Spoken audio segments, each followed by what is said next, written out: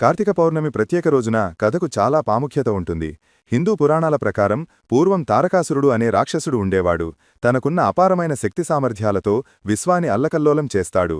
ఆ రాక్షసుడిని దేవతలు సైతం ఓడించలేకపోతారు. అతనికి తారక్షుకుడు, కమలాక్ష, విద్యున్మాలి అనే ముగ్గురు కుమారులు ఉండేవారు. అయితే ఈ రాక్షసుడి ఆగరాలు తట్టుకోలేక దేవతలందరూ శ్రీమహావిష్ణువు దగ్గరకు వెళ్లి ఆ రాక్షసుడి నుంచి మమ్మల్ని ఎలాగైనా రక్షించండి అని వేడుకుంటారు. అప్పుడు శివుడికి జన్మించిన కుమారుడు మాత్రమే ఆ తారకాసురుడనే రాక్షసుడిని జయించగలడని శ్రీమహావిష్ణువు వాళ్లకు చెబుతాడు. ఆ సమయంలో శివుడు ధ్యానంలో ఉంటాడు. అంతేకాకుండా అసలు పరమేశ్వరుడికి సంతానం పొందే ఉద్దేశం కూడా ఉండదు.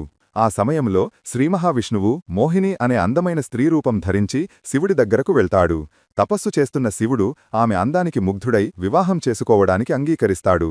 అనంతరం వారి కలయిక నుంచి కార్తికేయుడు జన్మించాడు. ఈ కార్తికేయుడు తారకాసురుడనే రాక్షసుడిని ఓడిస్తాడు. ఈ నేపథ్యంలో కార్తికేయుడు తారకాసురుడనే రాక్షసుడిపై సాధించిన విజయానికి గుర్తుగా భక్తులు కార్తీక పౌర్ణమి రోజు వ్రతాన్ని ఆచరించడం ప్రారంభించారు.